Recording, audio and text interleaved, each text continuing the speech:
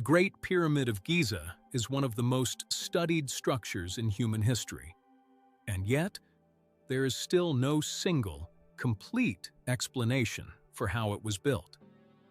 This isn't because historians know nothing. In fact, we know quite a lot. We know when it was built, around 2560 BCE. We know who it was built for, Pharaoh Khufu. We know roughly how long it took, about 20 to 30 years. But when it comes to the actual construction process, the details become much less clear. Because the pyramid isn't just large, it's precise, it's complex, and it required solving multiple engineering problems at once. So instead of asking one question, how did they build it? It's more accurate to ask several. How did they move the stone?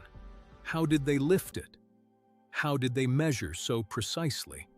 And how did they coordinate a project of this scale without modern tools? Let's start with the scale. The Great Pyramid contains an estimated 2.3 million stone blocks. Most of these blocks weigh between 2 and 3 tons. Some internal granite blocks weigh over 50 tons. The base covers about 13 acres. And the original height was around 146 meters. To put that in perspective, it remained the tallest man-made structure on Earth for nearly 4,000 years. Now consider the timeline. If the pyramid was built in about 20 years, that means roughly 300 blocks had to be placed every single day. That includes quarrying, transporting, shaping, and positioning. This wasn't occasional work. It required consistent, large-scale production. And that raises an important point. This wasn't just construction. It was a continuous operation. Something closer to an organized system than a simple building project. The majority of the limestone blocks were quarried locally, just a few hundred meters from the site. But the higher quality casing stones came from Tura, across the Nile, and the granite used inside the pyramid came from Aswan, over 800 kilometers away. So how were these stones transported? The most accepted explanation involves the Nile.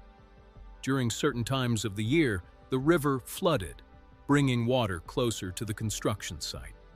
Stones could be transported on boats, then unloaded and moved on land.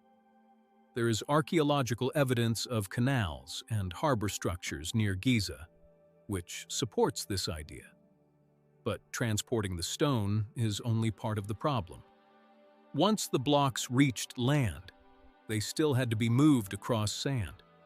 One theory suggests sledges, wooden platforms pulled by workers, with water poured on the sand to reduce friction.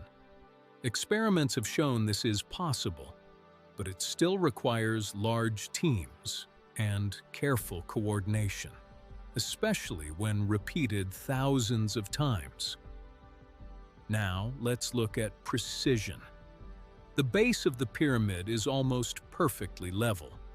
The difference in height across the entire base is only a few centimeters. Its sides are aligned very closely with true north.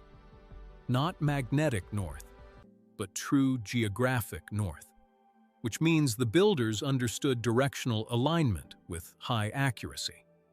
How could they do that? One possibility is astronomical observation. By tracking stars, especially circumpolar stars that never set, they could determine true north. This doesn't require modern technology, but it does require careful observation and consistency. Then, there's the stonework itself. Some joints between blocks are extremely tight. In certain areas, you can't fit even a thin blade between them.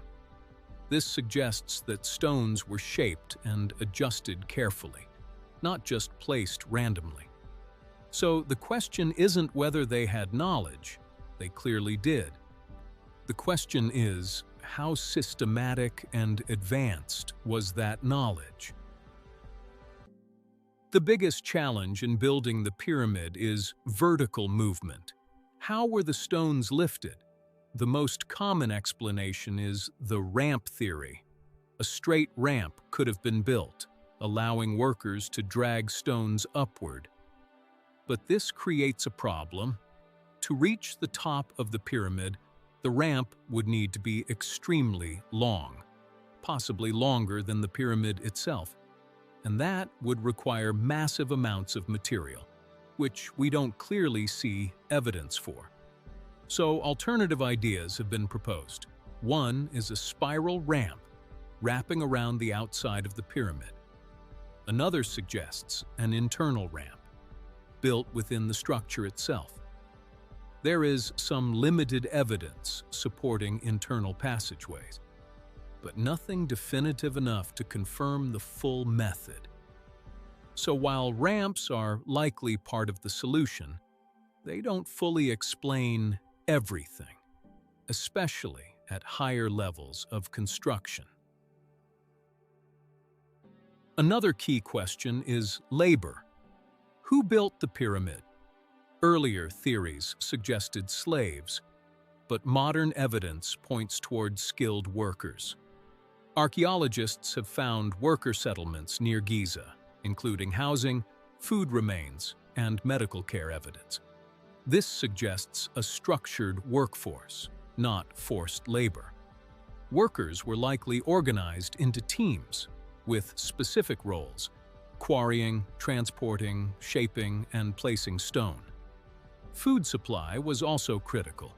Thousands of workers required steady nutrition, which means agriculture, storage, and distribution systems were in place.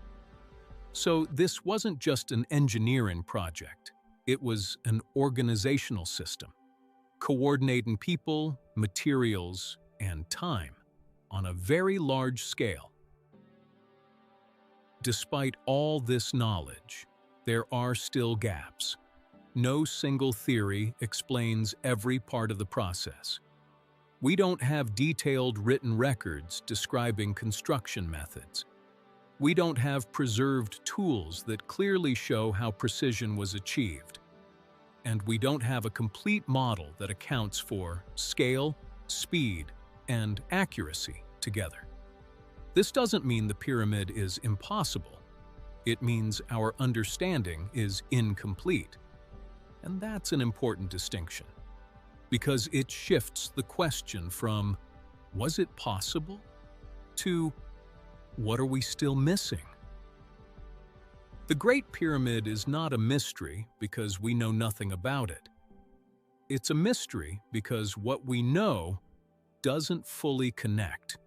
We understand the materials, we understand the timeline, we understand parts of the process, but we don't yet have a complete picture. And that's what makes it so important. Not just as a historical structure, but as a reminder that even well-studied subjects can still have unanswered questions. And sometimes, progress doesn't come from finding new answers, but from asking better questions, because the pyramid isn't just about the past. It's about the limits of what we currently understand. Goodbye.